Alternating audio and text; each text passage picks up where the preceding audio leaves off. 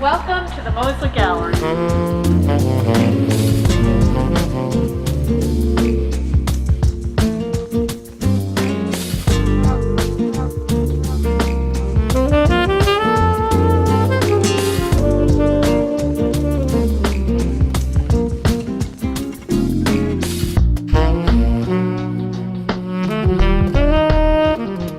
I'd like to introduce Mr. Pierre Bowins, who is our graphic design professor here at UMES, and he has a very intriguing installation piece here, and I'll let him explain it. Go ahead, Pierre. Thank you. So my piece here is based on the research that I've started at on my graduate level, and it continues to go on. I'm in the process of writing stories in the history of Black Americans that are missing in the history books of graphic design, which I've titled A Sin of Omission. The pieces here that I've shown are basically the 8 design history books that are used in classrooms today, and what they have mentioned about Black American designers in history. And as you can see, there's more on the floor than there's actually in the book. So what's on the floor represents everything that does not mention a Black American designer in these history books. As you can also see, I've also added little cards about the word count in each of these books and the words that represent the Black American designers. And it ranges from almost 481 to actually some having 0 references to Black American designers. The writing I have continued to do is based on the designers, which are here in this rough draft of the book that I'm creating at this point. It's just a number of Black American designers that have worked through the centuries, and I'm writing little bios on them so other students can access them and gain knowledge and appreciation for their culture and heritage that is not mentioned in design history. It goes far back as the early 1900s, some 1800 printmakers, but obviously before the industrial age, the term graphic designer wasn't used. But I mentioned some printmakers as well prior to the industrial age. I have a question for you. Yes. Why do you think this display is important for our students? It's important for them to recognize that they aren't represented. Their culture is not represented in what's taught in the classrooms. So I want to make a powerful impact, and hopefully this will do it.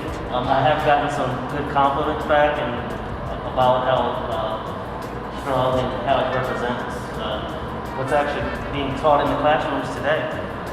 And it's an interesting challenge that might inspire our students, I think, in a way. I mean, if they haven't been represented, now it's their turn, right? Yes, it's their turn to be put in there, and hopefully one day I'll be writing about them.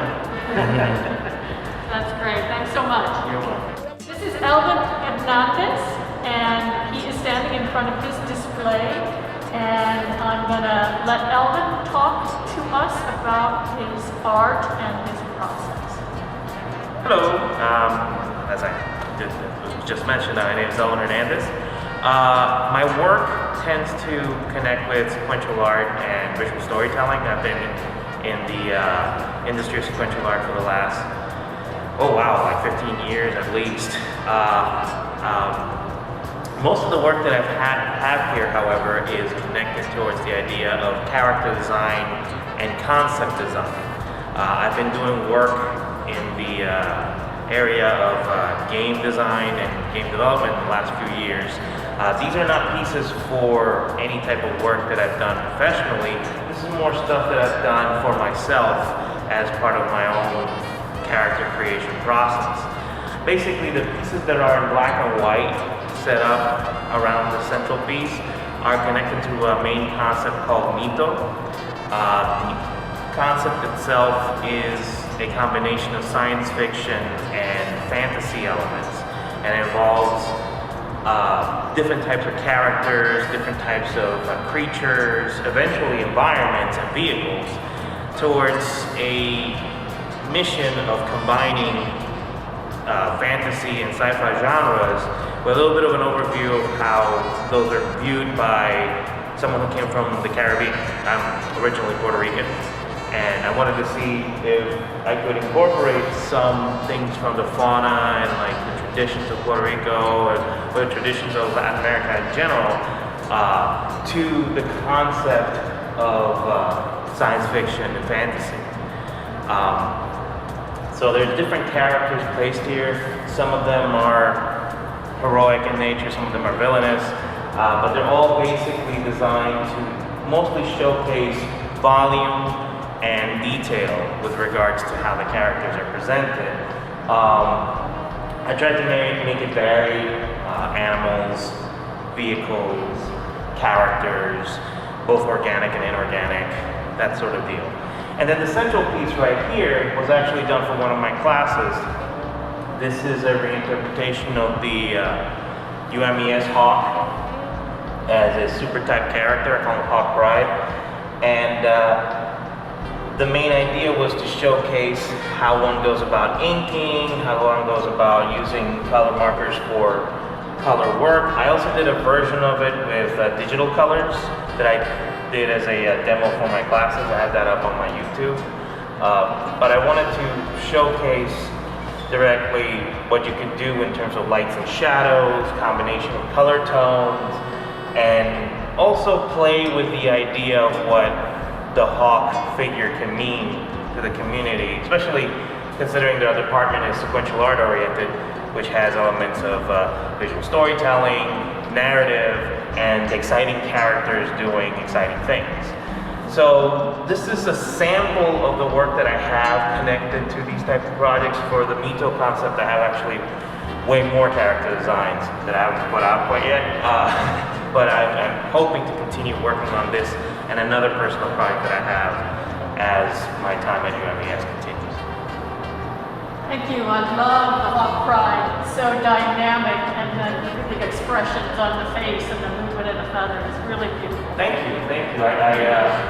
I saw that there was a character already created that's more kids oriented in terms of the design. It's a little bit more of a playful character, and I didn't want to go that route because it was already explored. I figured the other way to go is like massive action heroes, superheroes type characters, so I went with that one. I'm hoping that I can get to do some samples with him in covers or stuff like that, just for fun. That's great. Yeah, he's got personality for sure. I wanted him to be like rugged. He's tough. Yeah. He's strong. All right, thank you.